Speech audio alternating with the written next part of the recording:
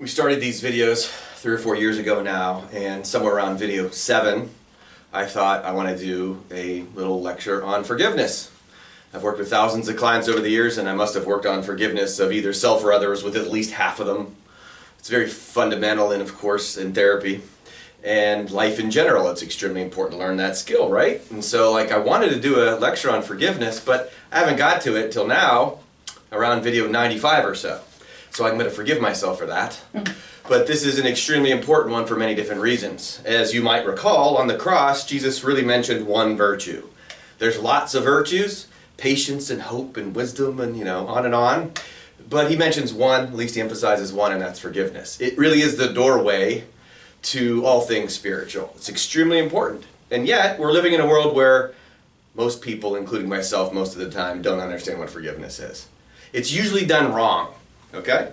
So we're going to talk about what forgiveness is and emphasize how to do it and what it isn't. So, on the cross, the very first thing Jesus said was, "Forgive them, they know not what they do."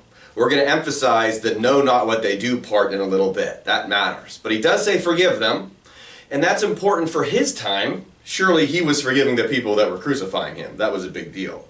But he was also teaching us for all time. Our job, perhaps the most important first job, to be a spiritual being is to work on forgiveness. So to figure out what forgiveness is, let's talk about what it is not. In Hinduism, there's an expression, neti neti, which means not this, not that. One way to figure out what things are or what truth is to rule it out what it isn't. Okay? So let's talk about what forgiveness is not first. Forgiveness is not bringing someone a pie when they've hurt you. Forgiveness is not hugging someone when they've hurt you, or even letting someone out of jail if they've done something wrong. That is not forgiveness. It might be those things. It can be those things. But just because you say, I need to forgive them, I'm going to let them off the hook by, say, letting them out of jail, that's not forgiveness. Forgiveness is definitely not pressure, like I have to go hug someone and bring someone a pie or something like that. You don't need to do those things. In fact, you never need to talk to someone again who you have forgiven. That's not what forgiveness is, and we often think in terms of it's hard to forgive someone. They did something bad, and I don't want to let them off the hook. I assure you, karma's got each of our backs one way or another, and that includes the person that you're trying to forgive. The universe knows what it's doing with us, okay?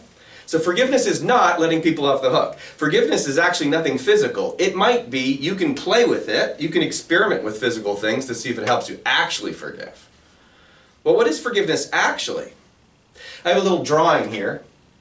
You have two people. One person with this negative energy, shooting negative energy at someone. That could be attitude, it could be emotion and mood, it could be physical experiences. It could certainly be harming someone physically, okay? Something negative coming from this person towards this person. What's forgiveness? Disconnecting from that negativity. Allowing that person to continue to do that, but you have some sort of barrier up. You're able to block it somehow.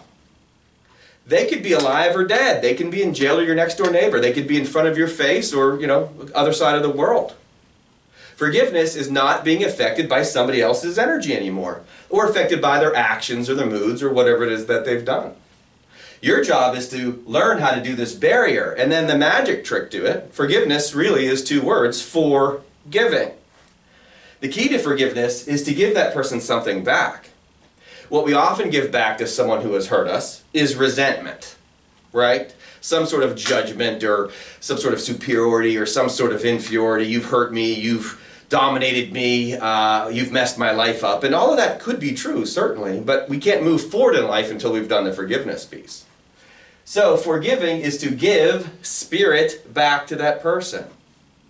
It's not enough to just say, let someone out of jail. You could do that and still resent them. A loved one who hurt you a long time ago could be dead and you can still resent them. What are you going to do now? Let them out of their grave? That doesn't make sense. But to give spirit back to the person that hurt you, to actually change the energy dynamic within inside yourself is what forgiveness is to see that the person that's doing something towards you doesn't have to affect you anymore because you give them something back. If you just give back resentment, you're giving back the exact same thing they gave to you. But if you give back spirit, that's healing.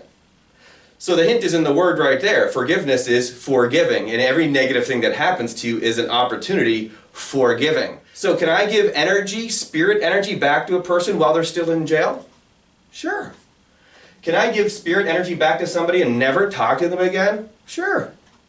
No judgment there. Can I give spirit energy to somebody and give them a pie? Yes. Can I also let them out of jail? Yes. What's the key ingredient in each of those situations? You giving light or spirit from your heart to that person. Now that energy can't get into you.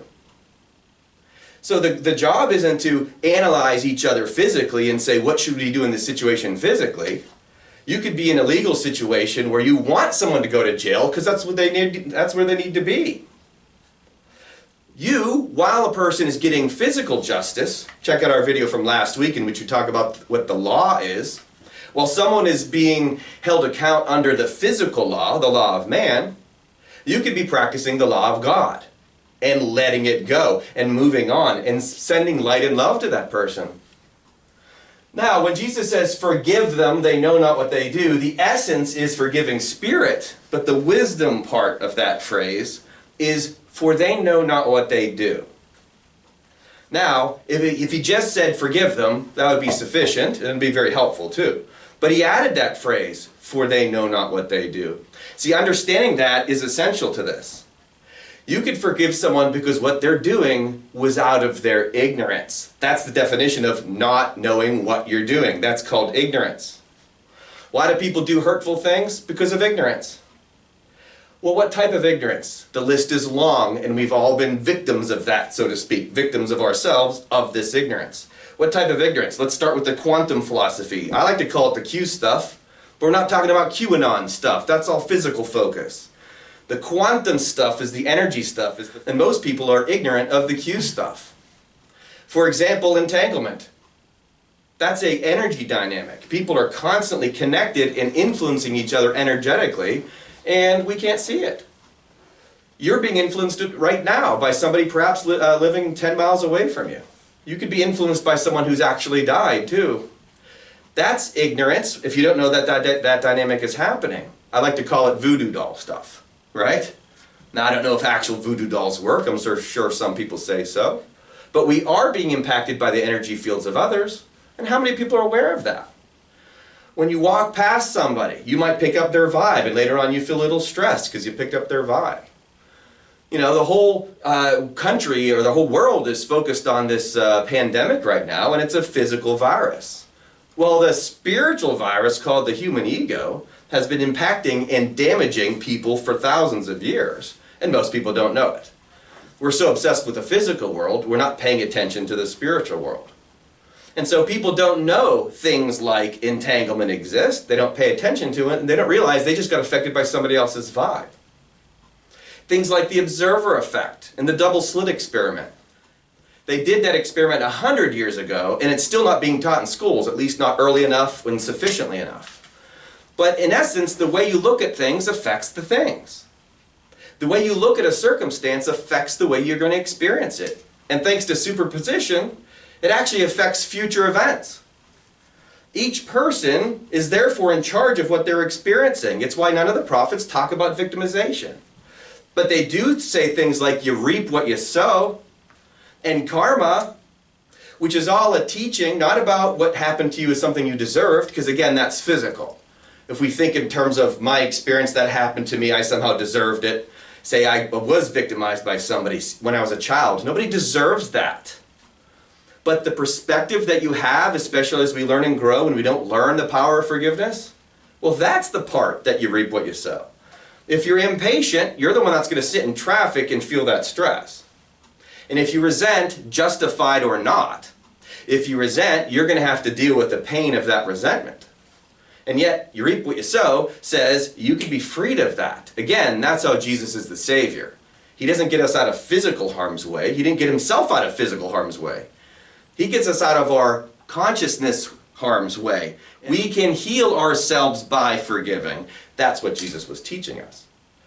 And so there's a whole lot of quantum physics that goes into this. The way you look at a situation affects the situation. When I improve my patience on the highway, guess what? I'm a little bit more peaceful during traffic. And if I forgive someone that hurt me, doesn't mean I'm going to their parole meetings and saying they need to get out of jail. I might do that, I might not. But I do things like the metta prayer for them. And I wish they get happier and healthier. If their energy shifts, they're going to be healthier, they'll do less damaging effects to the world, and I can heal as a result. Relativity, another thing people aren't aware of in terms of Q stuff, right? The world is relative. Einstein also 100 years ago proved this. The physical aspects and the time aspects of the reality that we live in are relative. Time and space do not exist as we think they do, okay? What exists as permanent and constant is the light. Basically, it means each of us have a physical relationship with the universe that's unique to ourselves, okay? Well, the same thing is happening with us spiritually. Spiritual relativity means all of us are healing and improving at different rates, and so we experience wildly different things. That's relativity, and people don't realize this dynamic is going on. Guess who has to learn forgiveness? Every one of us. The Course in Miracles is a wonderful book about all this. We have to learn how to forgive everything.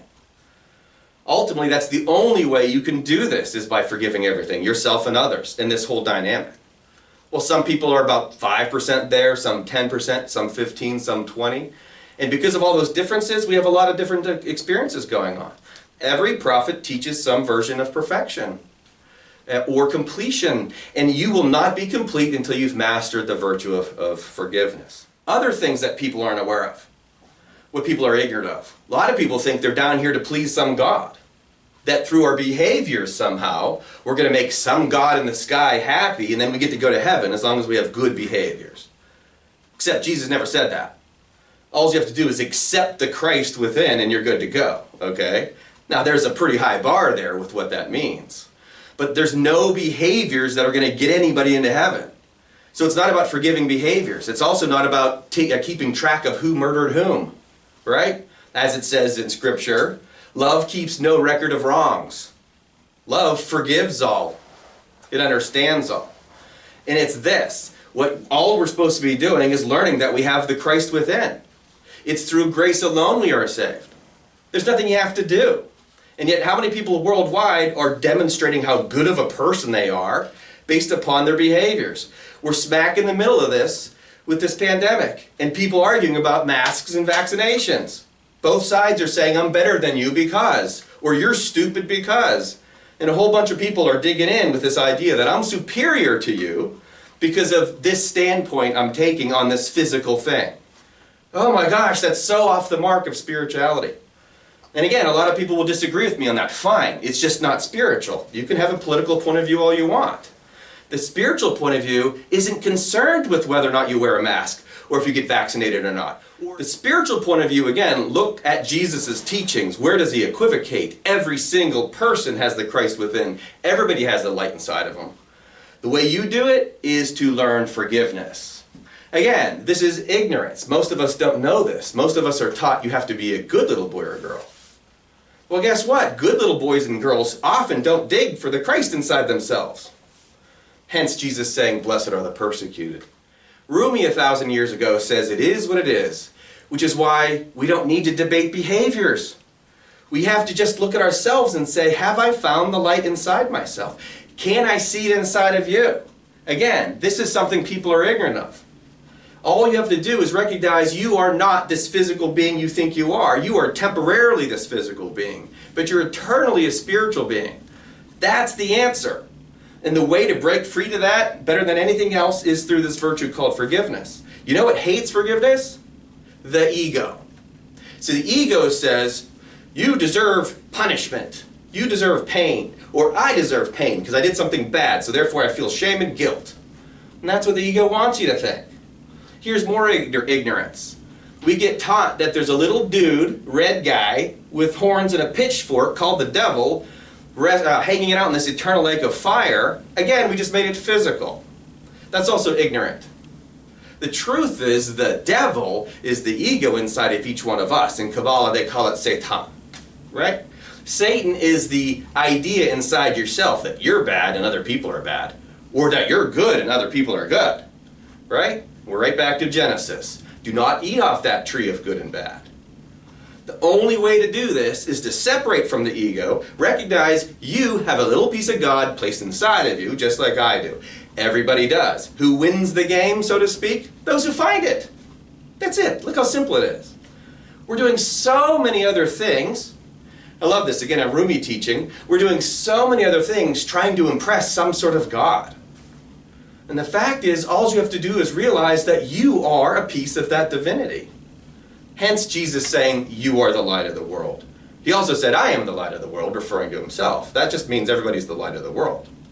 And Buddha's saying, you are Buddha as well. Everybody's Buddha.